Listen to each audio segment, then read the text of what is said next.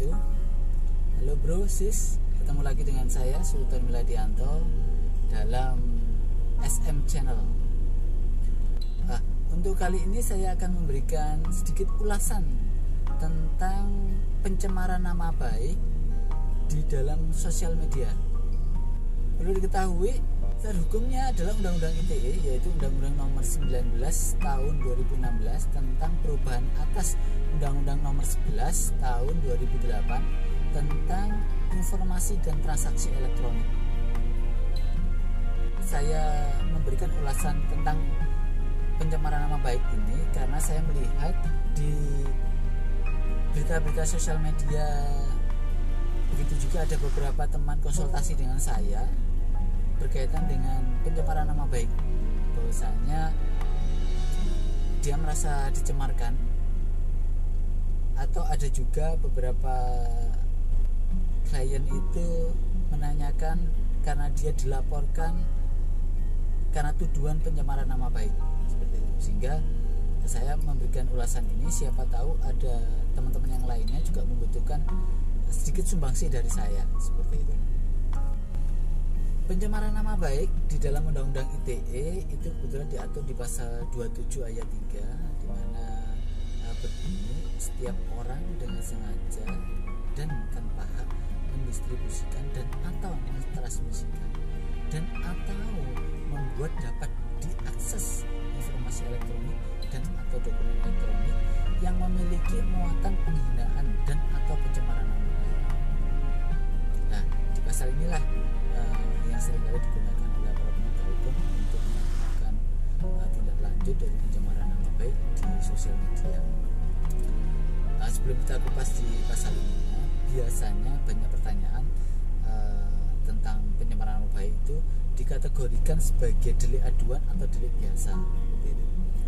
Nah, bahwasanya pencemaran nama baik di media sosial itu adalah kategori delik aduan. Hal ini bisa diketahui yang pertama dari sejarah, yaitu Undang-Undang ITE ini adalah lex spesialis dari KUHP, di mana di dalam KUHP tersebut sudah ada pengaturan tentang pencemaran nama baik, yaitu di pasal 310 dan 311, di mana pasal 310 dan 311 tersebut adalah dikategorikan sebagai delik aduan. Yang pertama. Yang kedua dapat dilihat di putusan Mahkamah Konstitusi, yaitu putusan nomor 50 PMU strip 4 Romawi tahun 2008, bahwasanya mensyaratkan adanya pengaduan untuk adanya tuntutan. Jadi ketika perkara pencemaran nama baik ini ditindaklanjuti oleh aparat penegak hukum seperti itu harus didahului dengan namanya pengaduan. Tanpa adanya pengaduan, perkara ini tidak akan bisa jalan seperti itu. Sehingga kesimpulannya pasal 27 ayat 3 pencemaran nama baik ini adalah kategori delik aduan. Seperti itu ya. Kita lanjut, suatu pernyataan di sosial media apakah itu bisa dikatakan sebagai pencemaran nama baik atau tidak, itu bisa dilihat dari dua hal. Yang pertama adalah kontennya sendiri, yang kedua adalah konteksnya. Konteksnya adalah terbelakangnya, muncul namanya konten. Untuk konten sendiri yang bisa menilai ini dikategorikan sebagai penilaian subjektif, karena yang bisa menilai konten ini adalah orang yang ada di konten tersebut. Misalnya di konten tersebut sudah menyebut nama orang, si Ahmad misalnya, seperti itu. Yang bisa menilai ya si Ahmad tadi, apakah konten tersebut mencemarkan nama baiknya atau tidak. Di luar itu tidak memiliki hak untuk menilai konten tersebut.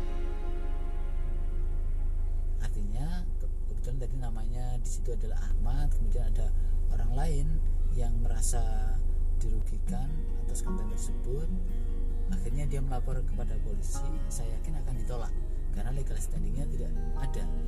Yang memiliki legal standing untuk melakukan pelaporan adalah si Ahmad tadi. Seperti itu. Kemudian si Ahmad ini juga bisa menilai susunan kata dari konten tersebut, bagian mana yang menghina si Ahmad tadi. Misalnya ada suatu rangkaian kata, misalnya Ahmad, kamu itu tidak bermoral, menjadikan masyarakat sini itu merasa tercemar seperti itu. Nah, si Ahmad ini bisa menilai kata kalimat mana yang itu dianggap mencemarkan nama baiknya. Misalnya tidak bermoral tadi, seperti itu. Ini yang bisa menilai hanya si Ahmad saja. Misalnya ada kalimat seperti ini: hei kamu Betty, kamu adalah wanita pelakor, wanita jalang, kamu merebut suami saya, misalnya seperti itu. Nah, yang bisa menilai apakah ini pencemaran nama baik atau tidak dalam konteks ini adalah si Betty tadi, seperti itu. Begitu juga kalimat mana yang itu mencemarkan nama baiknya, yaitu kalimat misalnya tadi pelakor, dituduh pelakor, lah seperti itu si Betty.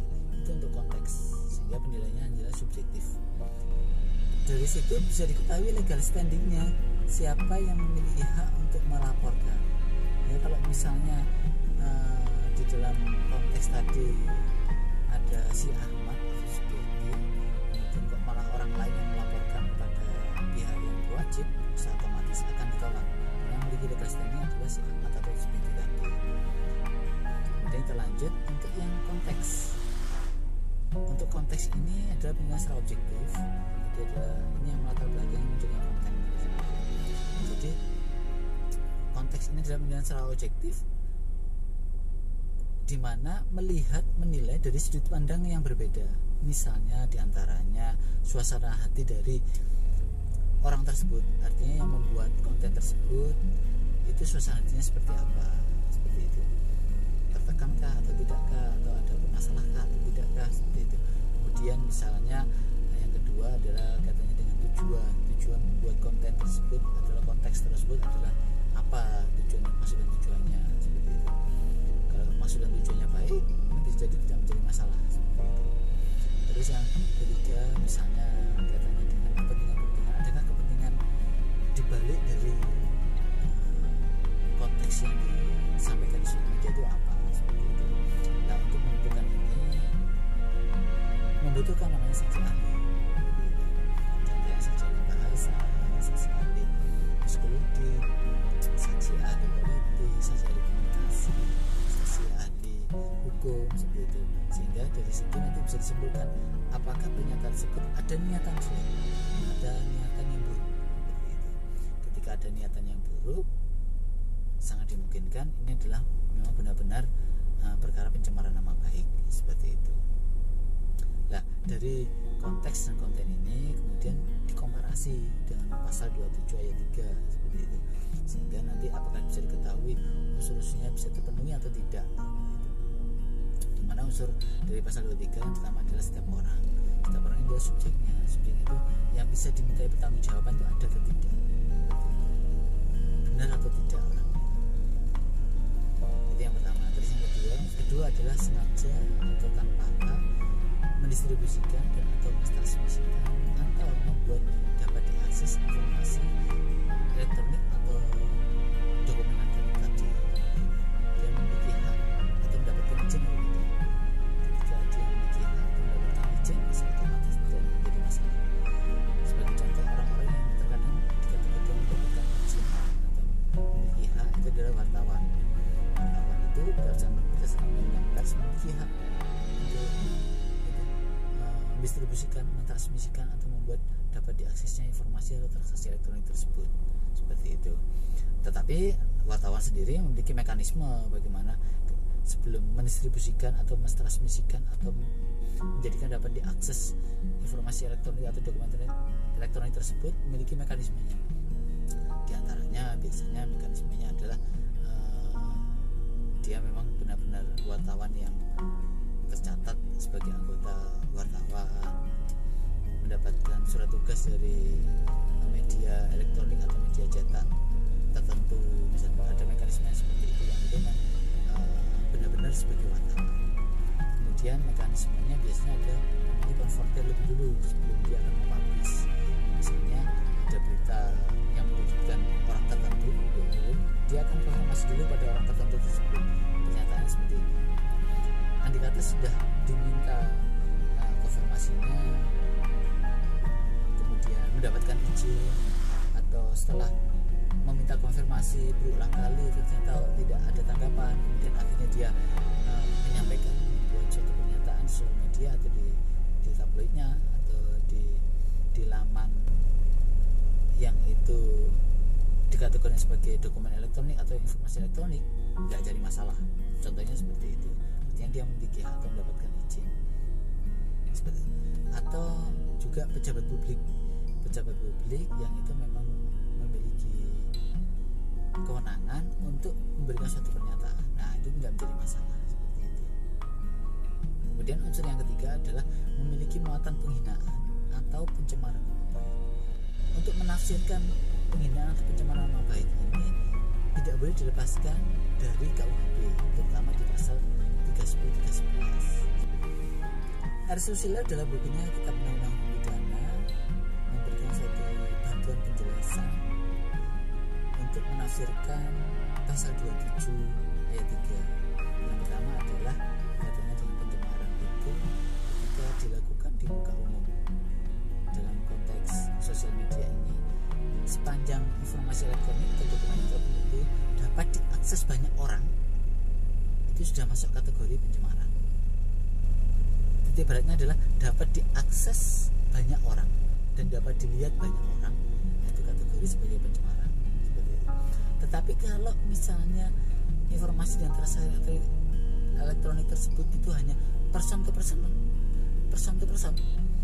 nah, itu sedikit kalau menurut pribadi saya bukan pencemaran nama baik.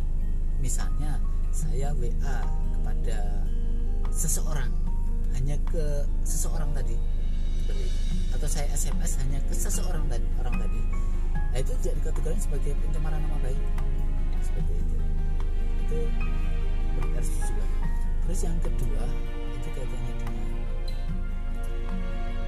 ketika pencemaran nama baik itu untuk kepentingan membela diri, untuk kepentingan membela kepentingan umum dan mampu dibuktikan, itu juga tidak dikategorikan sebagai pencemaran nama baik.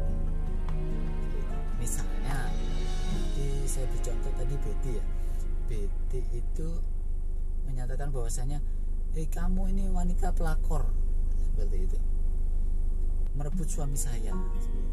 Lah kebetulan si Betty ini mampu membuktikan bahwasanya dia adalah memang pelakor, seperti merebut suaminya. Nah, itu dikategorikan sebagai pencemaran nama baik. Jadi yang pertama memang harus dilihat dapat diakses oleh banyak orang. Yang kedua adalah tidak menjadi pencemaran nama baik tadi adalah ketika dia untuk melindungi kepentingan pribadi, kepentingannya untuk melindungi kepentingan umum dan mampu dibuktikan, itu dikategorikan bukan sebagai pencemaran. Seperti itu. Jadi konteks dan konten itu dikomparasi dengan pasal 27 ayat 3. Ketika unsur-unsur ini terpenuhi, barulah dikatakan bahwa menjadi pencemaran nama baik. Dan untuk pencemaran nama baik di sosial media ini kebetulan hukumannya lebih berat dibanding di KUHP. Kemudian diatur di pasal 45 bahwasanya ancaman hukumannya adalah 4 tahun penjara. Ketiga, bro sis, kalau ingin membuat suatu pernyataan di sosial media, yaitu bisa dilihat oleh banyak orang, dipikir dulu. Jangan sampai karena emosi membuat suatu pernyataan sehingga akhirnya ada orang yang merasa tersinggung, kemudian Anda dilaporkan, lah pusing jadinya nanti. Seperti itu. Gitu ya, nah bro, my sis, sedikit kupasan saya tentang pencemaran nama baik. Semoga bermanfaat. Jika ada masukan, saran, atau ada tema-tema tertentu yang perlu dikupas, bisa ditulis di komentar. Nanti insya Allah saya akan buatkan ulasannya. Demikian ulasan untuk kali ini. Semoga bermanfaat. Kita ketemu di tema-tema ulasan yang lainnya. Assalamualaikum warahmatullahi wabarakatuh. Ciao.